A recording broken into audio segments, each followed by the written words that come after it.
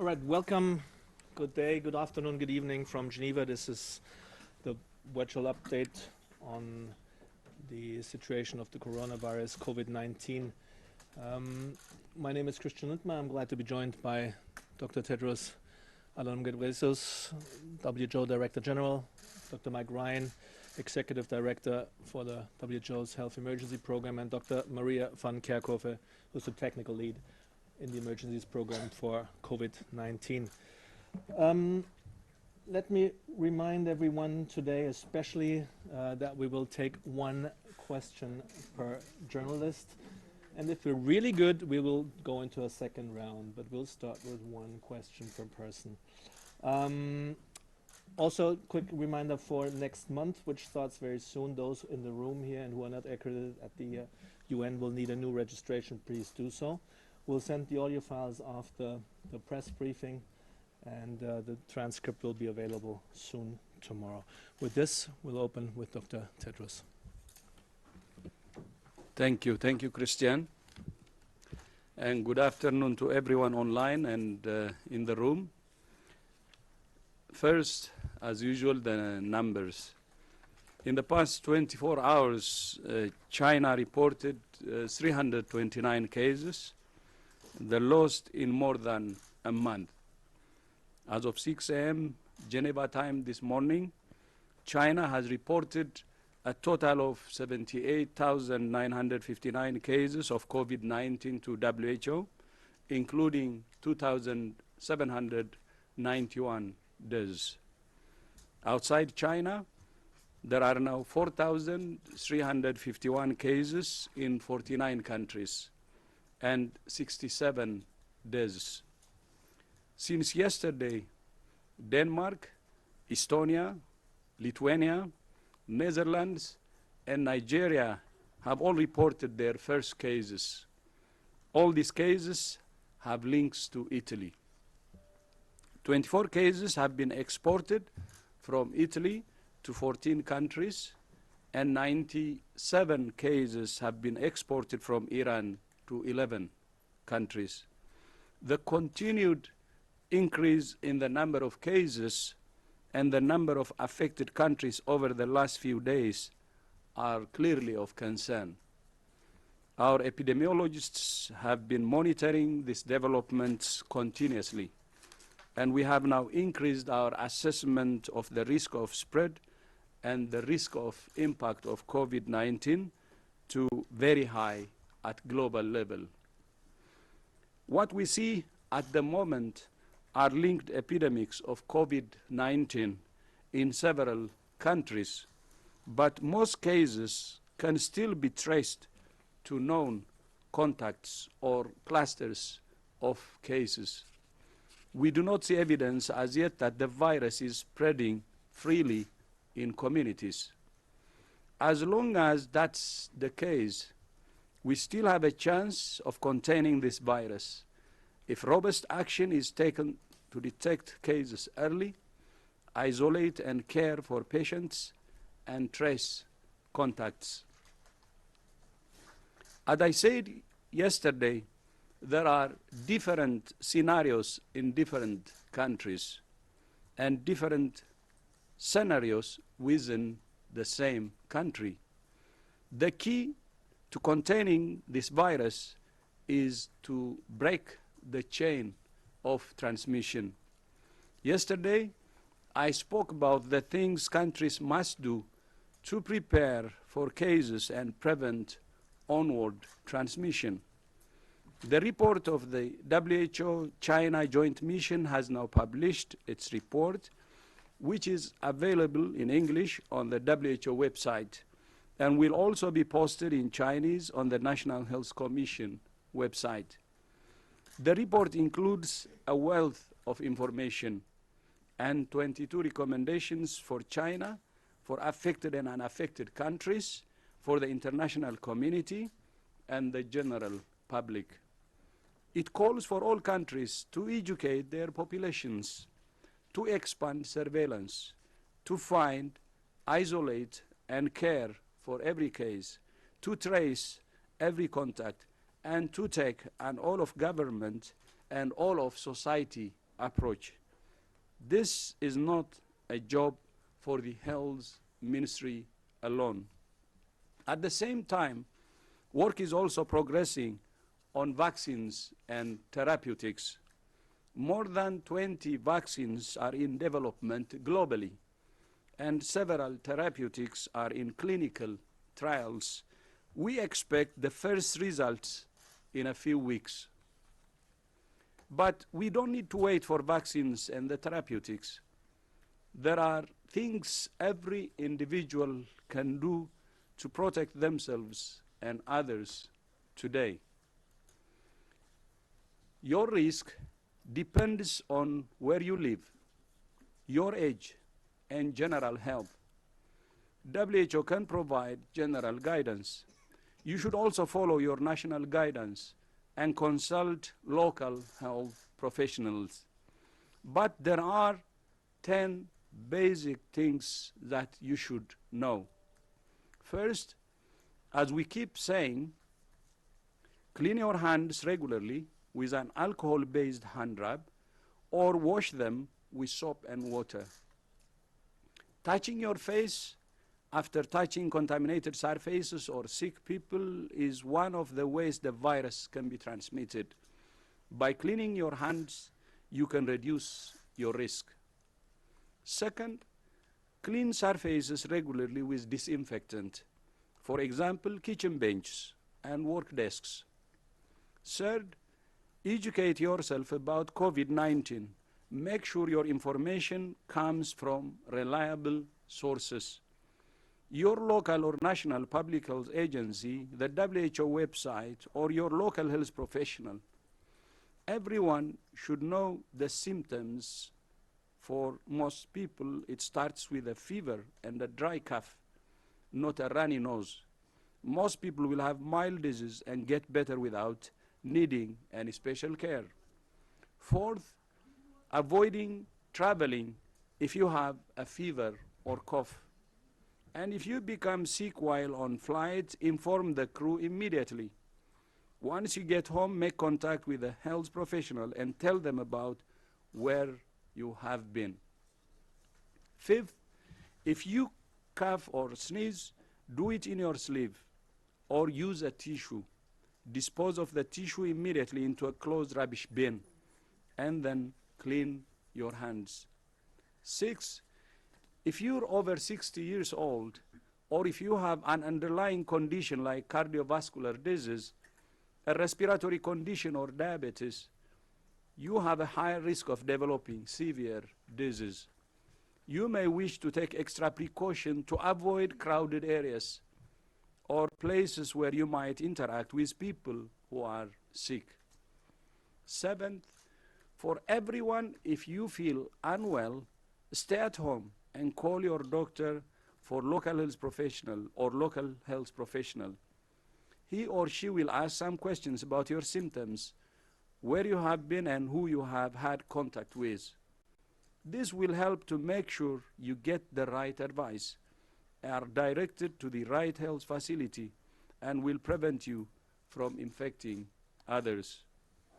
Eighth, if you're sick, stay at home and eat and sleep separately from your family. Use different utensils and cutlery to eat. Ninth, if you develop shortness of breath, call your doctor and seek care immediately. And 10th, it's normal and understandable to feel anxious, especially if you live in a country or community that has been affected. Find out what you can do in your community. Discuss how to stay safe with your workplace, school, or place of worship. Together we're powerful. Containment starts with you. Our greatest enemy right now is not the virus itself. It's fear, rumors, and stigma. And our greatest asset are facts, reason, and solidarity. I thank you. Thank you very much, Dr. Tedros. With this, again, we will start in the room with 3 questions and will then go online. For those online, please, either with your comment from Zoom, click raise your hand on the display, or if you're dialing in by phone, *9 to flag your interest. And in the room, we'll start with Gabriela from Mexico, and please introduce yourself. Thank you. Gabriela Sotomayor, Mexico, Proceso. Dr. Tedros, Mexico just confirmed 2 cases of coronavirus related to Italy. My question is, what is your advice, and is there less risk in Mexico because of the weather, because it's hot in Mexico right now, and it's the ending of the influenza season? And the importance, if you can clarify really to Mexican population, the importance or the difference between mitigation and containment. Thank you very much.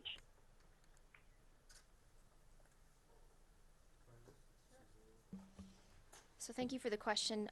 So we were talking a little bit about this yesterday, about the weather and if there's differences there. I mean, we need to think of this virus that it can transmit the same as it does in China, as it does in Mexico, and be ready for that. And the recommendations that we have for all countries are the same. And those recommendations are to expect cases, to identify them very quickly, to isolate them and care for them, identify their contacts and follow those contacts over 14 days to ensure that we take care of them and that we stop that onwards transmission. We're still only 7-8 weeks into this outbreak, into COVID-19 outbreak, and we're still learning a lot about the virus. Right now, there's no reason to think that this virus would act differently in different climate settings. We will have to see what happens as this progresses, but we need to be as vigilant as possible in all countries of the world. And on the issue of containment versus mitigation, in public health terms, containment are the activities that are aimed at interrupting transmission. In other words, identifying cases, isolating cases, following contacts. You're trying to prevent the virus transmitting from one person to the other.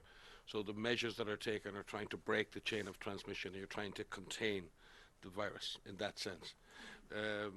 Mitigation is when you accept that you cannot prevent the virus spreading, but what you do is mitigate the impact the virus has by treating patients, by offering a vaccine, by doing everything possible to reduce the impact on society, on the health system.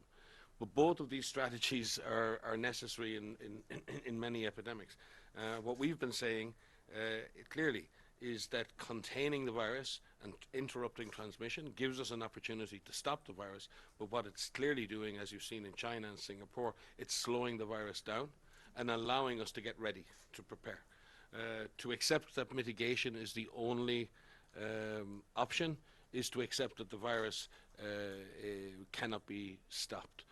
And we've seen evidence from China that this virus can be significantly curbed in its spread if robust measures are taken. Thank you. And we have a colleague from Chinese agency, please.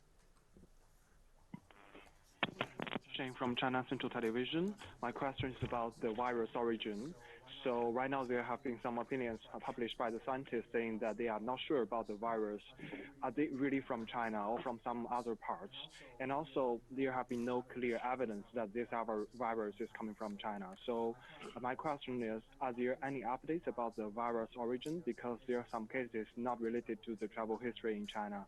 And although the first cases are spotted in China, does it necessarily mean that the virus itself came from China, or it can be somewhere else? Thank you. So this is an area of active investigation right now, of looking at the source of this outbreak, the zoonotic source of this outbreak, that is, what is the animal source for the initial human cases. And there's a lot of activity in this area of work. As you know, some of the initial cases identified in December from this cluster of pneumonia had mentioned this exposure at the seafood market, but some of those cases, some early cases, didn't have exposure at that market. And so what's really important is to go back and look at those first cases, the first 50 cases or so, and say, you know, what are the exposures of those individuals and how did they differ? There were some investigations that took place at the market. There was some environmental sampling that was done in the market in Wuhan and in other area markets in Wuhan, where they found evidence of virus in the market in environmental samples, so swabs of surfaces. There's a lot of area of work of looking at the virus in animals and wildlife, in the markets themselves, but also in source farms, you know, where the animals came from into those markets. As far as we are aware from the mission itself and from beyond that, we haven't seen any evidence of the virus in the animals in Wuhan. There's one paper that it mentions the pangolin, and that there's some close association with the COVID-19 virus, and that could be the intermediary host, but that's not the full story. So there's a lot of area of work that needs to be conducted to really identify the intermediate hosts. So what are those animals that may have resulted in exposure to people who were infected there? We don't have a clear answer on that yet, but it's an area of active investigation. I think it's also important in terms of looking at the emergence of any disease. Disease can emerge anywhere. Coronaviruses are a global phenomenon. They exist on a global basis. It's an unlucky accident of history or nature that they emerge in a certain place. And it's really important that we don't have to start to ascribe blame to geographic origin, and that we look at this in terms of how we respond, how we contain, and how we stop this virus. Congo is not responsible for the emergence of Ebola, and Nigeria is not responsible for the emergence of Lassa fever, and no one is responsible for influenza pandemic. So it's really important that our narrative and our rhetoric is balanced, and that we have the discussion we need to have is, yes, we need to understand the origin of the virus so we can prevent it re-emerging, not in a way of trying to find out who's at fault and what poor animal is at fault for the virus. The animals aren't at fault for this. So I think we need to be careful in the language we use, because the language of stigma and origin and who's to blame is something that's become an unfortunate part of the global narrative, which is not helpful. Thank you, and we'll go to our colleague back there. Across Europe, Middle East and North Africa, there are huge populations of refugees and migrants traveling. These are indeed travelers, and they have very little access to the same health services, possibly less access to knowledge. Is that World Health Organization reaching out to other UN agencies or other authorities to determine if there is any spread of the virus there and to help people?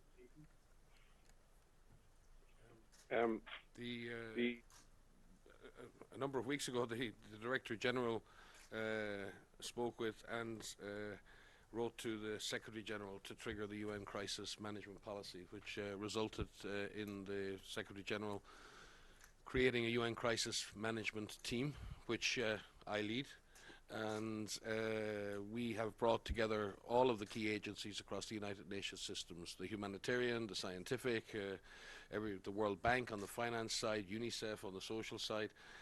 We have a core group of 12 agencies who constantly work and interact together, and we've created subgroups. The World Bank are leading on economic impact analysis, UNICEF are leading on social impact analysis, ICAO and others are leading on travel impacts, and our colleagues at OCHA, under the leadership of Mark Lowcock, have been leading at looking at potential humanitarian impacts or impacts on our humanitarian operations at country level. We've also worked very closely with resident coordinators of the UN system. They're leading at country level in support of governments with the technical support of WHO. So yes, equally there's a supply chain subgroup as part of the CMT, which is WFP working with UNICEF and WHO looking at supply chains, not only for medical equipment, but for food supplies, for food programs, so that global supply chains for many things are being managed. We've also integrated a lot of our risk communication work across the UN system with UNICEF. So I would say that the UN has really come together very significantly for a one UN response, and certainly vulnerable populations, particularly those people living in conflict, refugees and migrants in particular, are at the center of our concerns. And Dr. Tedros has said this consistently. We are concerned for populations that are in zones of fragility and conflict, particularly those people who don't have access to essential health services. They lie very exposed, but they're also very exposed to cholera, they're very exposed to measles, they're very exposed to many other pathogens, and we have a huge responsibility not only to prevent COVID-19 affecting those populations, but to also serve them with the basic life-saving interventions that they need. So I would argue the UN has come together quite well on this. Yeah, maybe just to add one, Mike had already said everything, and we also expect each and every country to take care of refugees and migrants in their borders, and they should not leave anyone behind, because any one case can trigger a fire, actually spark a fire.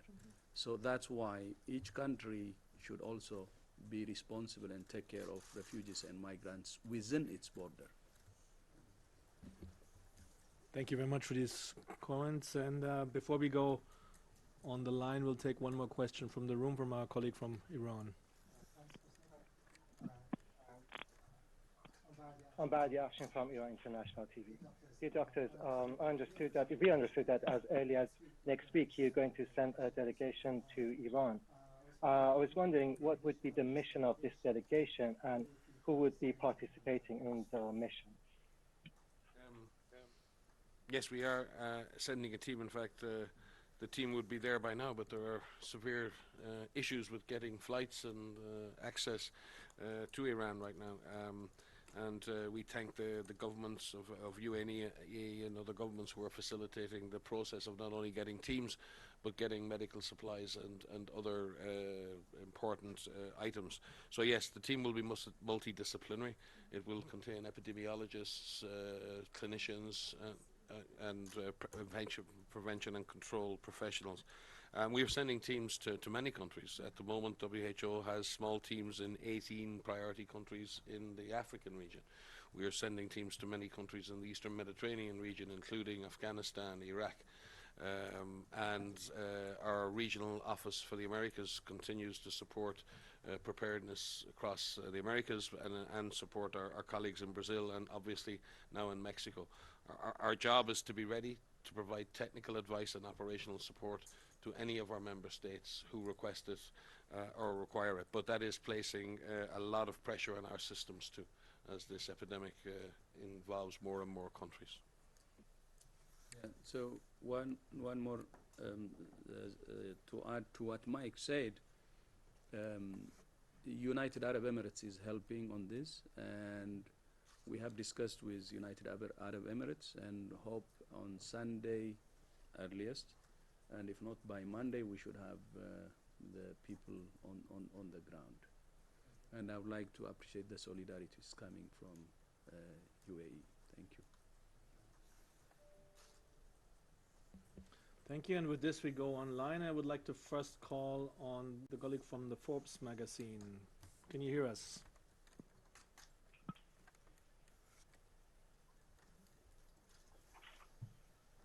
One more time, calling out to the colleague from the... Oh, here you go. Hi, this is Lisette Waito from Forbes magazine. My question is, in terms of the continued spread and growth of the virus, how much closer, or are we any closer to declaring a pandemic as opposed to epidemics?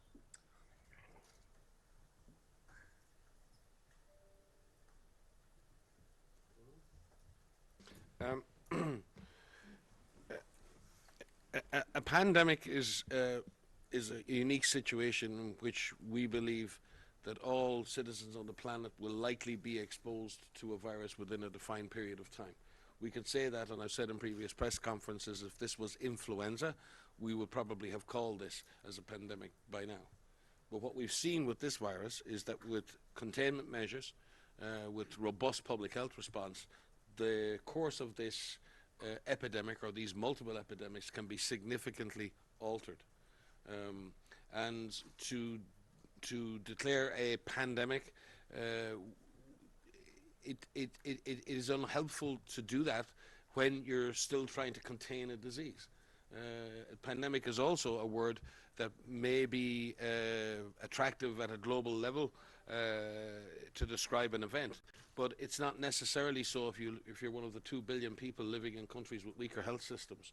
Because what's, in that sense, you're accepting, as I said to my colleague from Mexico, is that you now are entering a phase of mitigation, and that you're giving up on the possibility of containing and slowing down the virus.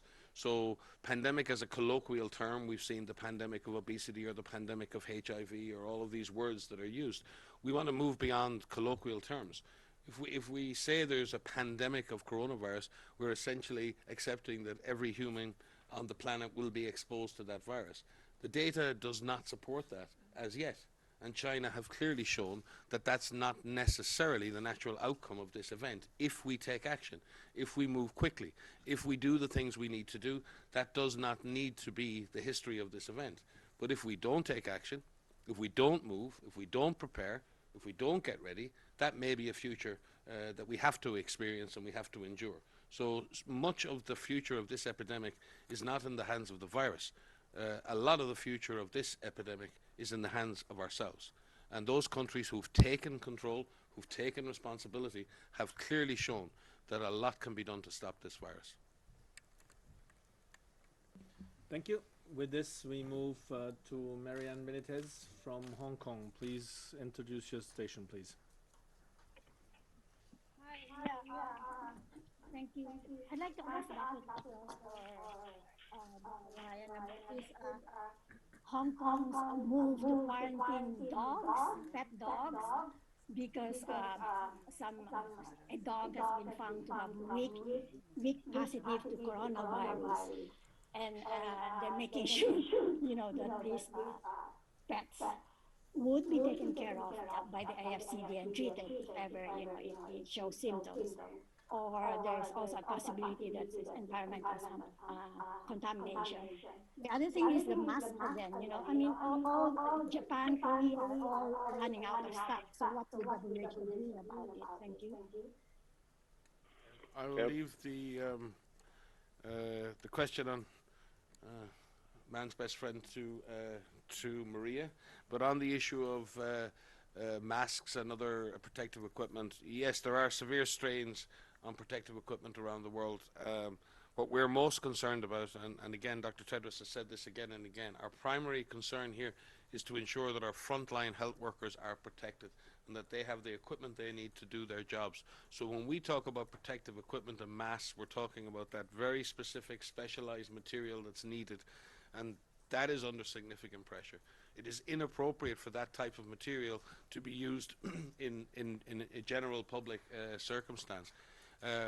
Those countries who are, and many people are, wearing the normal surgical masks, that is something that WHO has been clear on in the past. Wearing a mask can prevent you wearing the mask from giving the disease to someone else. There are limits to how a mask can protect you from being infected, and we've said that the most important thing everyone can do is wash your hands, keep your hands away from your face, observe very precise hygiene. Tedros, I think, has just been through the list of things that you absolutely need to do. Having said that, we do not criticize people who wear masks. People do what they feel is necessary to protect themselves, but the not having a mask, and again it's important, not having a mask does not necessarily put you at any increase of contracting this disease. Keep your hands clean, observe hygiene. That is the most effective thing to do. We are disappointed that we are not able to guarantee proper protective equipment for all healthcare workers, and we're working with many countries and providers to ensure that we prioritize healthcare workers for the most important protective equipment. Maria, on with dogs. Thanks, Mike. With regards to the results from Hong Kong, so we are aware that there was a dog in Hong Kong that tested weekly positive for COVID-19. So we're working with authorities in Hong Kong and scientists in Hong Kong who are testing these animals, the dog, and to understand these results and to understand where or if the dog was actually infected or if the dog picked this up from a contaminated surface, for example. And so we're working with them to understand the results, understand what further testing they're doing, and how they're going to care for these animals. So we'll have to get back to you on some actual answers on that. Thanks. Thank you both. And now I'd like to call on Helen Branswell from Stat News, please. Hi, thanks very much for taking my question. I was hoping you could explain when you think WHO would, what would it take for WHO to say, okay, containment isn't working, focus your attention on mitigation? Because it's a huge list to ask countries to try to find and put out every chain of transmission, and there are opportunity costs of trying to do that. Yeah. Hi, Helen. No, and there is always a trade-off in these two approaches, and we had exactly the same issues when it came to Ebola. Many people said, well, this disease is endemic now. There's no point trying to put the effort into containing or contact tracing. We should just accept and try and save lives and develop a vaccine and use the vaccine. There are always this question, and it's a rational question to ask. And that's a decision we need to make collectively as a global community. What is clear is that countries that have focused in on containment and have done that, they have managed to achieve much. What containment is also doing is slowing down the virus. And we've already seen in countries, and quite sophisticated countries, who've had a rapid rise in cases in the last week, are having a trouble coping with the clinical caseloads. We need to keep this virus slowed down, because health systems around the world, and I mean north and south, are just not ready. So containment isn't just a concept of interrupting transmission and hoping to put the virus back in nature. Containment is a way of slowing down this virus so health systems can cope around the world if they receive this virus. And our determination right now is that health systems around the world are not ready and need to be better prepared to absorb the impact of the virus. And that's why our risk assessment today is looking at the risk of spread has clearly increased, but the risk of impact has also increased because of what we observe in health systems around the world. As Dr. Tedros has said, it's time to prepare, it's time to get ready, it is time to act, and people need to take a reality check now and really understand that an all of government, all of society approach to this, and maybe we need to maybe stop asking ourselves the questions about, is it a pandemic, is it not, is it containment, is it mitigation? We're having very good discussions around that. What it is time to act. Just to add to that, to say that yes, it is a lot to ask, people to identify all of the cases and to contain, but we have examples in several countries where this has worked, and that, excuse me, is important to remember. It's not just, we are seeing very positive results, very positive trends in China, which has been incredibly aggressive in its management of this outbreak. But we have seen successes in other countries as well. You look at Singapore, you look at what's happened in terms of the cases that they've had, they're now seeing a rapid decline in cases. You see what happened in Nepal, there was an onward transmission there. You're seeing what's happened in Vietnam, where there was some cases and there's no more further cases. These are all examples of where countries have been successful in containing this. But the point is that the earlier we act, and it's been repeatedly said, the earlier we act and how robustly we act, especially in those initial cases, will determine if you're dealing with a number of cases, one case or a small cluster, or you're dealing with hundreds or thousands. So it is about being ready. It is about a robust and aggressive response very, very quickly. Yeah, thank you. By the way, it has been said, but just would like to add one thing. There are now 46 countries who have reported cases. As I said yesterday, 8 of them have not reported for the last 2 weeks. So you can exclude those. In addition to that, out of the 46 countries, 23 countries have reported only 1 case, half of them. And then a good number of them from the 23, actually have reported less than 10 cases. How can you tell these countries that abandon containment and move into mitigation when they can mitigate it, when they can contain it? So it varies from one country to the other. We don't need one-size-fits-all solution. And when you abandon containment, move into mitigation, you're actually undermining something that you can do when containment is possible. So what we're saying is, we don't need this dichotomy of either or. We need to have all the strategies triggered. We need to start from containing aggressive containment while preparing for any eventualities and using those strategies to also be triggered when we want them. So we don't need to have either or. Whatever we have now, it doesn't dictate that we move into mitigation alone. It will be a mistake, a big mistake, a big mistake. Then I will give you the other angle. 46 countries, but 4,500 cases, spread over 46 countries. We're talking about the population size of this, the rest of the world other than China is how many? 6 billion. 4,500 cases. Why are we suggesting to surrender when we have 4,500 cases in the rest of the world? And when these are scattered over 46 countries. But please don't mistake me. I'm not saying this disease is not serious. It's serious, it's dangerous, but at the same time, there is still a window of opportunity, although it's narrowing more and more by the day, and where all the strategies we use, starting from containment, can actually work. So let's not really focus on dichotomy. Let's use a comprehensive approach. And my good friend Tony Fauci said what we are saying, the comprehensive approach. You can remind me, if anyone can remind me. It's a very blended. That's it. We should not surrender into containment. We should do a comprehensive approach. And countries have already shown that it can be contained. And I told you already, 23 cases have reported only 1 case each. How can you convince these countries to really go into containment? That's my question. So we should not really abandon the comprehensive or the blended approach.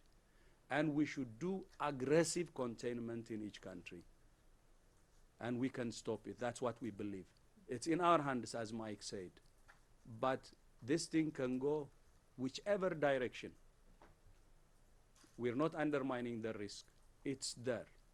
That's why today we said the global risk is very high. We increased it from high to very high. And we will continue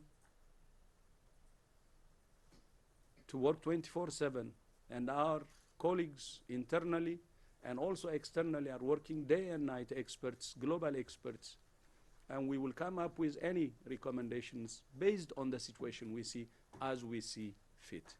Thank you. Thank you, Dr. Tedros. We'll have a couple of minutes left, so let me ask for one more time on the line. I have Financial Times FT, please, in a short question if possible. Thank you.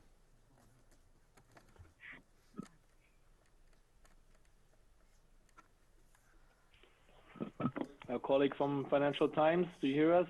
Oh yes, I lost you for a moment. Thanks. Clive Cookson from the Financial Times in London. I wanted to ask Dr. Tedros what practical implication, if any, raising the level from high to very high globally has. You've mentioned it a couple of times, but you didn't say whether it makes any practical difference. Is it just a symbolic statement, or should people take practical, do anything practical with it? Thank you.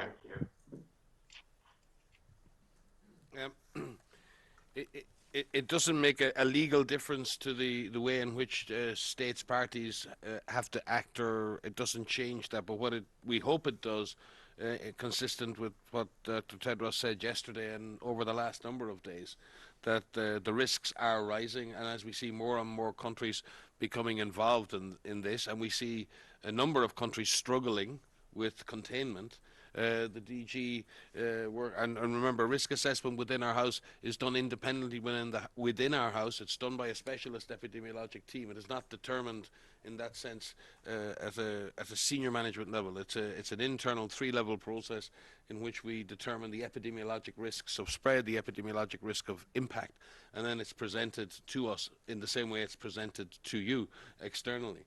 And it always ensures that internally there's an epidemiologic brain that is constantly looking at risk and constantly presenting that to us in a way that we have to digest that in the same way that you have to digest that. It's one of the internal checks and balances that we've built into our system. The external process of IHR, the external process of the Emergency Committee, internal independent processes that drive independent risk assessment, and then that ensures that our system is constantly being alerted, pushed, and made aware of risks, and that we don't ourselves become complacent in that. So that is the process, and raising the risk to very high is essentially reflecting what's actually happening at a global level. More countries, some countries struggling with containment, and therefore heightening that level of alert, and as the Director General has said, closing that window of opportunity slowly by slowly, while still giving us a chance to fight this. Thank you very much. With this, we go back to the room, and I have Stephanie Nibay from Reuters, please.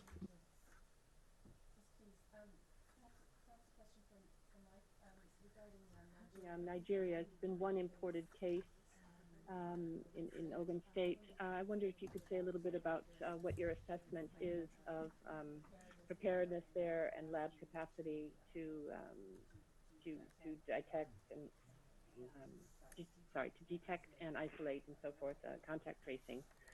I imagine you're working with authorities. Yes.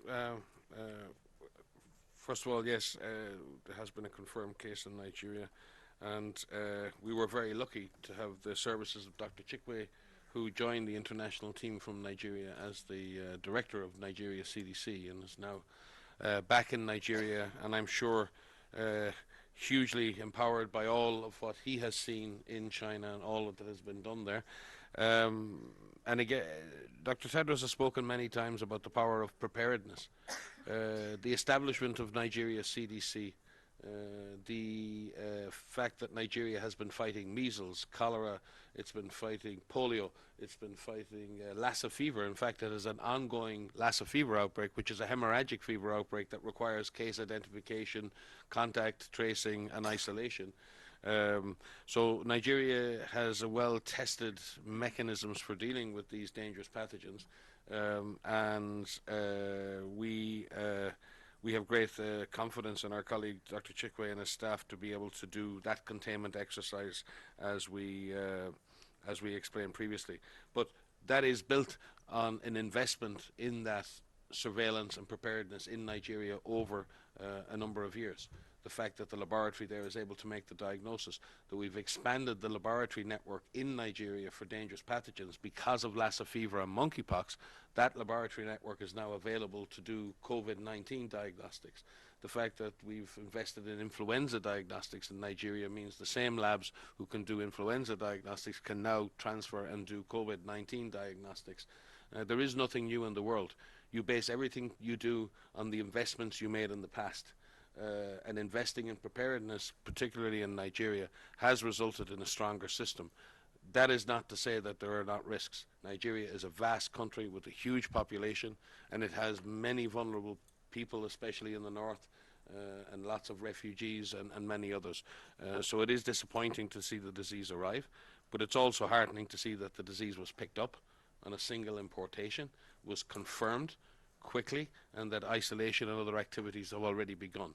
So Nigeria is doing like any other competent nation. It is seeking to contain this virus, and we wish Dr. Chikwe and his staff the best of luck in that endeavor.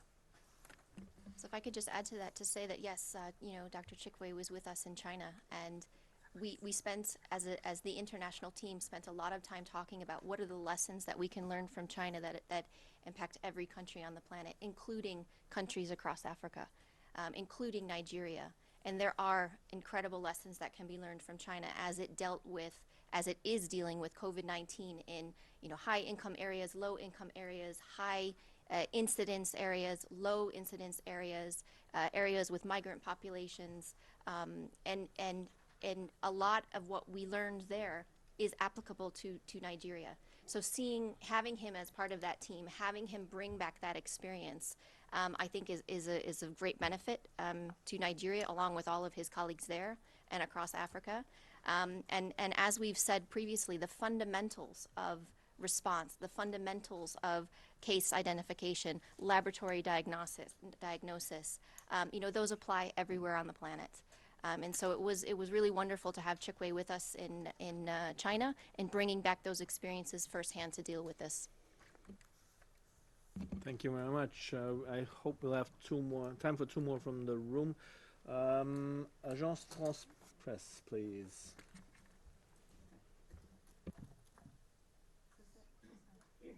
Nina Larson, AFP. Hi.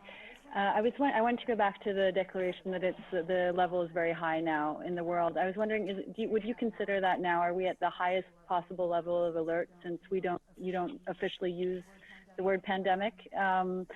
And also on the cases that we're hearing about where people have been declared recovered and then it appears that they have the virus again, is there an indication that it doesn't actually give immunity to catching this virus again? Thank you. Yeah, I can confirm to you, yes, we are on the highest level of alert, or the highest level of risk assessment in terms of spread and in terms of impact. But that is not in order to alarm or scare people. That is to get countries to understand that your first imported case, it is in your control to contain the virus. To wait, to be complacent, to get caught unawares at this point. And it's really not much of an excuse at this point to get caught unawares. I think we've been dealing with this virus for 2 months now. And I think this is a reality check for every government on the planet. Wake up, get ready. This virus may be on its way and you need to be ready. You have a duty to your citizens, you have a duty to the world to be ready. And I think that's what this alert says. It says we can avoid the worst of this, but our level of concern is at its highest.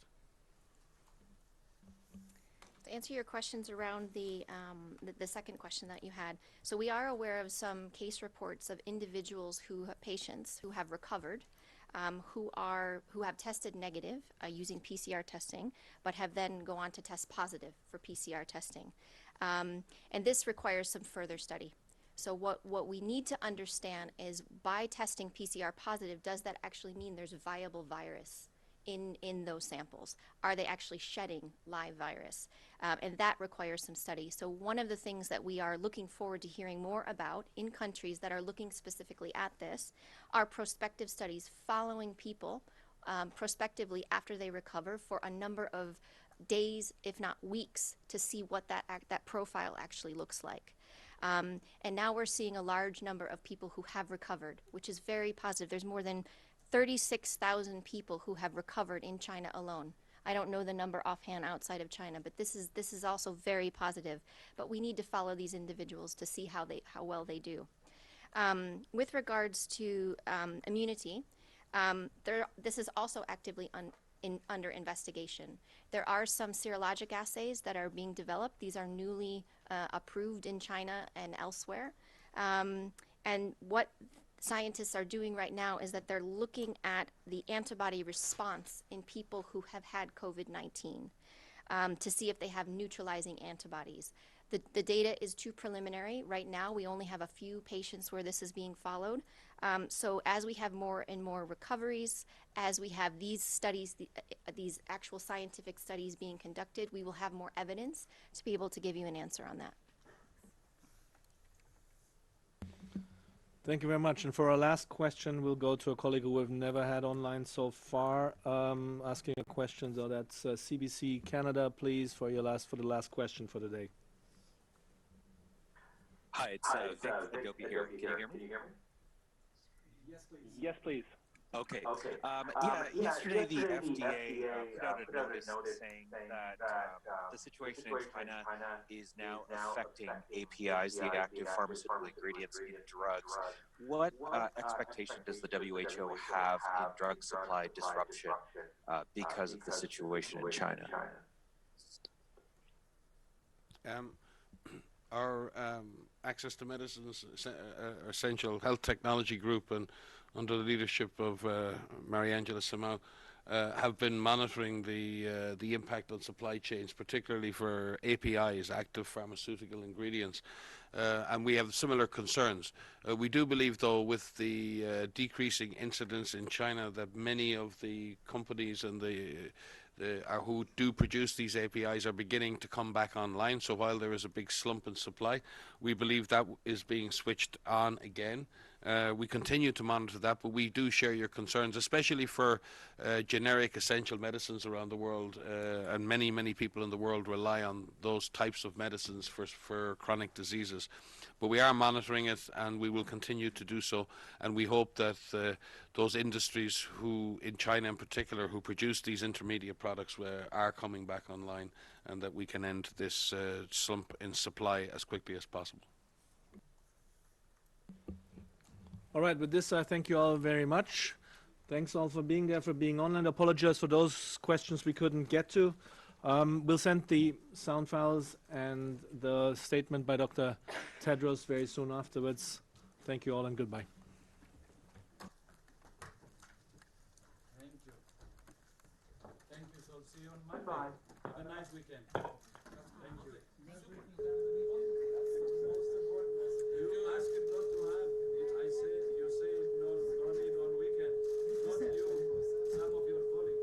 We'll do a private one for So you. we will do it.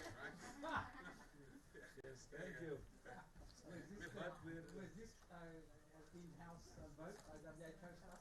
No. What? We'll be working the weekend. Your colleagues. You want to come and see? Say unless you have